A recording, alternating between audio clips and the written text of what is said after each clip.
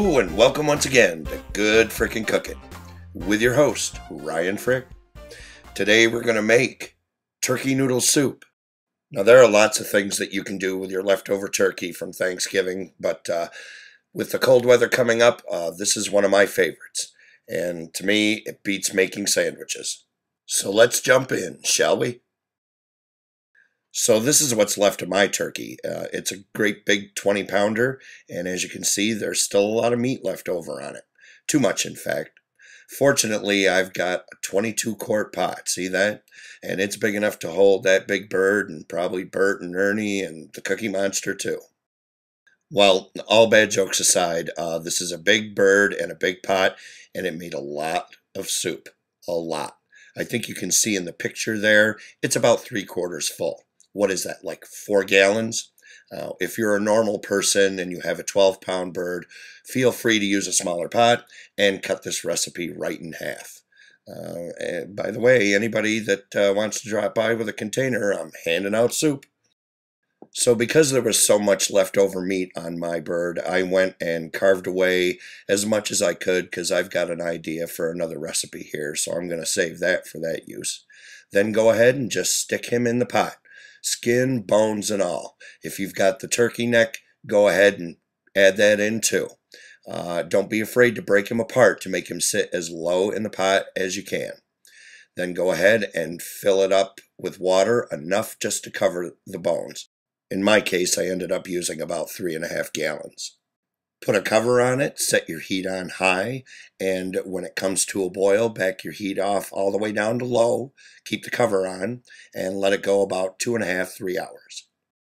So after that long, the meat should be literally falling off the bone.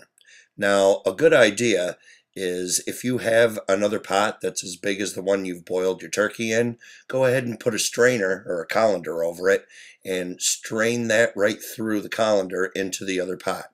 That way it'll just catch all the turkey and all the stuff, and you can separate it out right from the colander and into the new pot. I unfortunately do not own two 22-quart pots, so here I'm setting up a work area with some tin foil, and then I just pulled all the meat out of there.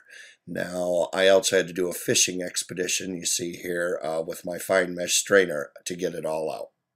And now comes the fun part, separating out all the meat. Throw away all the skin and all the bones and anything else that looks funny. All right, don't look at a piece of meat and go, oh, well, it doesn't really, well, there looks like there's some meat on there, but, you know, there's also some other stuff on here. Well, I can still eat it, right? No, you can't. Throw it away. If it doesn't definitely look like turkey meat, throw it away.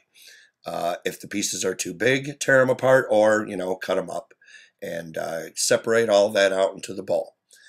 Even with the turkey neck, you'd be surprised. There is some meat on there, but don't get too picky with it. You'll drive yourself nuts because it's hard to get off. Now, once that's done, it's time to turn our attention to our vegetables.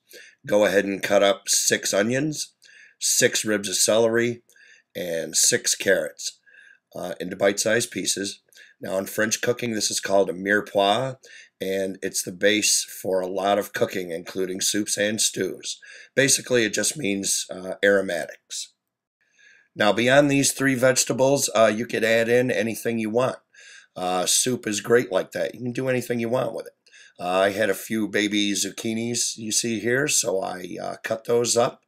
I also had 3 cans of these sweet potatoes that a buddy gave me and said, find a use for these because I don't like them. So I threw them in the soup too. Why not? Now I also had a bunch of turnip greens here that I rinsed out in a colander and then chopped up. I didn't keep the big stems. It turns out I guess I could have, but they didn't really look edible to me. Anyway, I had 1 bunch, and I could have really used 2 or even 3 because, I made so much soup. But whatever veggies you see here, if you like them, keep them. If you don't, leave them out. So now we turn our attention to our broth.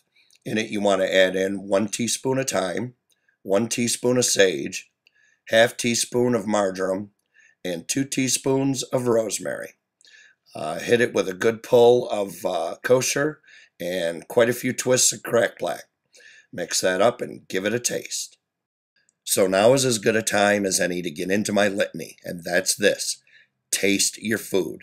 You don't know what your food tastes like by looking at it, or smelling it, or just guessing at the seasonings. Get a spoon in there and taste it. If it's not right, adjust, mix, and taste it again. You dirty up a few spoons, big deal. They're easy to wash. And trust me, it's a lot better than looking at your family with their forced grins going, "Oh, honey, that's good," when really it's not. And that reminds me of a funny story. When I was a small boy, say about 10 years old, my mother gave me a plate of something, I forget what it was, and I was eating it, and I said, "Oh, this isn't very good." My mother said, "There are people in Africa starving." And I held my plate up and said, "Here, give them this."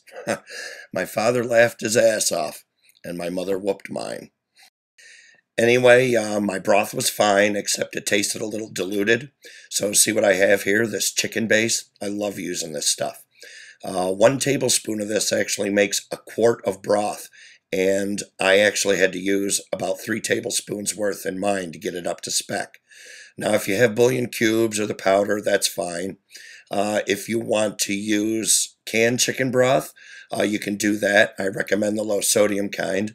Also, if you do that when you cook your soup from here on out, leave the cover off so some of it can evaporate away, because otherwise you'll just have too much liquid.